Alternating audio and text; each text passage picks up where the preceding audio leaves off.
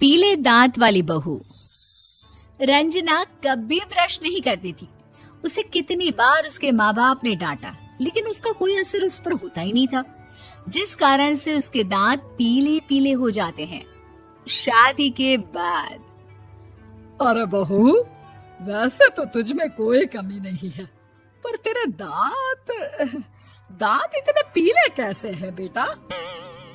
कैसे मतलब? कोई सर्जरी थोड़ी ना कराई है। वो तो क्या नाम, मैं ब्रश नहीं करती थी तो पीले हो गए। अब क्या करूं? आप कहे तो लाल करवा लूं या फिर काले? यार ये क्या है, क्यों माँ से लड़ रही हो? लड़ रही हूँ? अरे मैं लड़ रही हूँ या ये बोल रही है कि दांत पीले हैं, पीले। अरे तपस्या थोड़ी ना की है इन्हें पीले करने के लिए। बकायदा ब्रश नहीं किया है 20 साल तक, तब जाकर। छी, कैसी बात कर रही हो? ये उस वक्त तो पीले नहीं थे जब हम लोग तुम्हें देखने आए थे। अरे तब साफ करवा लिया होगा डेंटिस्ट के पास जाकर। अब देखो कैसे पीले पीले लग रहे हैं। रंजना सास की तरफ गुस्से से देखती है। फिर शुरू हो गई पीले पीले पीले। अरे पीले तो तब भी थे जब मेरे हाथ का रसगुल्ला उड़ा उड़ा कर खा रही थी और बोल रही थी, लड़की नहीं गुणों का खजाना दे रहे भाई साहब आप।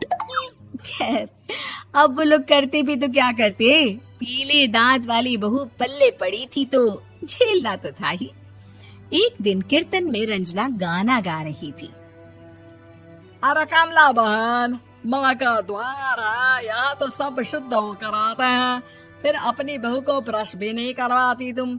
दूर से पीले पीले दांत भक्ति में बाधा उत्पन्न कर रहे हैं।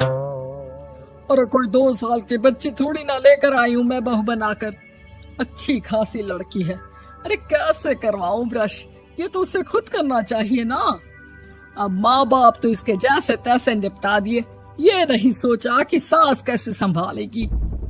सास बहू को लेकर घर आ जाती है, लेकिन सोच लेती है कि अब इसे लेकर कहीं नहीं जाएगी। अगले रोज बहू कहती है, अरे क्या हो गया, मंदिर नहीं जाना क्या? कीर्तन का वक्त हो रहा है। मेरी मधुर वाणी से कान्हा जी जागते हैं और सोते हैं। आप तो जानती है ना उनकी भक्ति में कितना मन लगता है मेरा। वो क्या है ना, तबीयत ठीक नहीं लग रही है मेरी, आराम करूंगी मैं।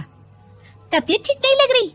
अभी तो मिथुन के गाने पर नाच रही थी आप, और अब बोल रही है कि तबीयत ठीक नहीं लग रही।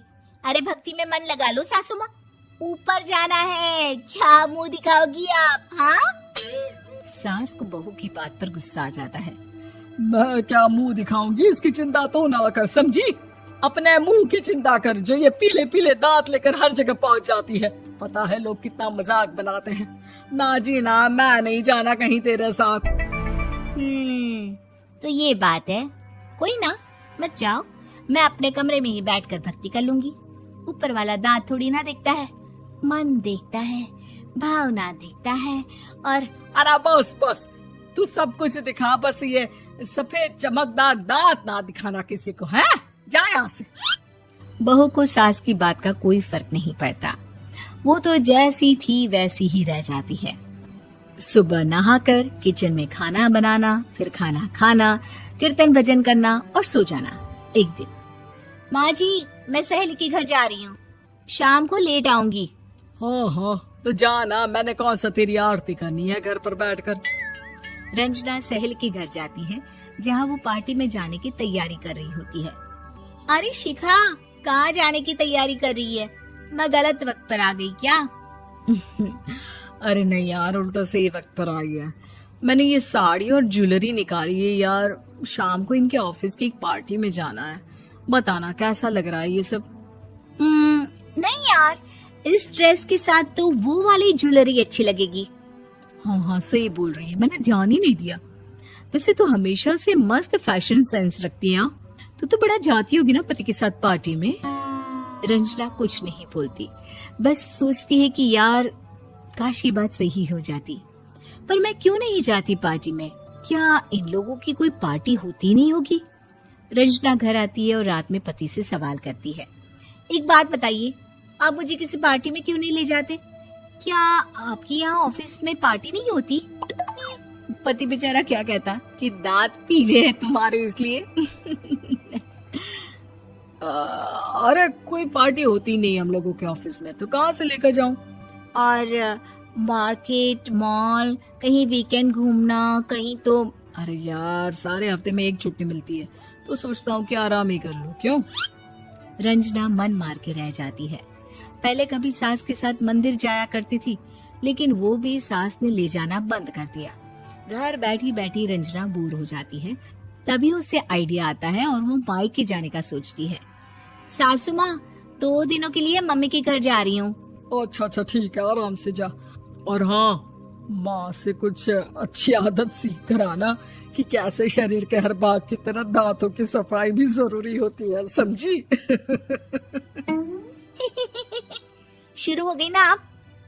वो लोग आपकी तरह नहीं है कि छोटी छोटी बात का बतंगड़ बना दे। उन लोगों के लिए मैं मायने रखती हूँ, ना कि मेरे पीले पीले दांत। रंजना माँ को बिना बताए उन लोगों को सरप्राइज देती है, लेकिन जैसे ही वो दरवाजे पर पहुंचती है, अंदर देखती है कि घर वाले कहीं जा रहे होते हैं। अब माँ, काश रंजना दीदी के दांतों वाली प्रॉब्लम नहीं होती, तो वो भी हम लोगों के साथ चलती ना बुआ जी की बेटी की शादी में। हाँ बेटा, लेकिन अब उसे कौन समझाए कि उसको उसके पीले दांत नहीं दिखते, लेकिन उसके आसपास के लोगों को कितना एम्बैरेसिंग फील कराते हैं। मुझे तो कितनी बार उसके स्कूल की टीचर ने शिकायत की कि उसके साथ कोई लड़की बैठना भी नहीं चाहती, और ना ही कॉलेज में कोई उससे बात करना चाहता था। लेकिन पता नहीं क्यों उसे ये बात समझ में ही नहीं आती। कोई कमी नहीं है उस लड़की में, बस यही कि दांत पीले हैं। वो तो भला हो जीजा जी और उनकी माँ का, जो दीदी को जैसी है वैसे ही रखा हुआ है। रंजना को अपने घर वालों की बात सुनकर बहुत दुख होता है। वो सोचती है कि वो क्या करे, लेकिन फिर वो सीधा डेंटिस्ट के पास जाती है, अपने दांत चमकाती है और कसम खाती है कि वो रोज ब्रश करेगी। अरे क्या हो गया?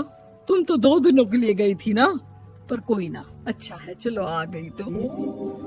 रंजना सास के सामने आकर खड़ी हो जाती है और पूरी स्माइल करती है, उसके चमकदार दांतों को दिखाती हुई। हैं? चले मंदिर। माँ, मुझे माफ कर दीजिए, मैंने आप लोगों को बहुत एम्बैरेसिंग फील करवाया। मैं आज से रोज ब्रश करूंगी।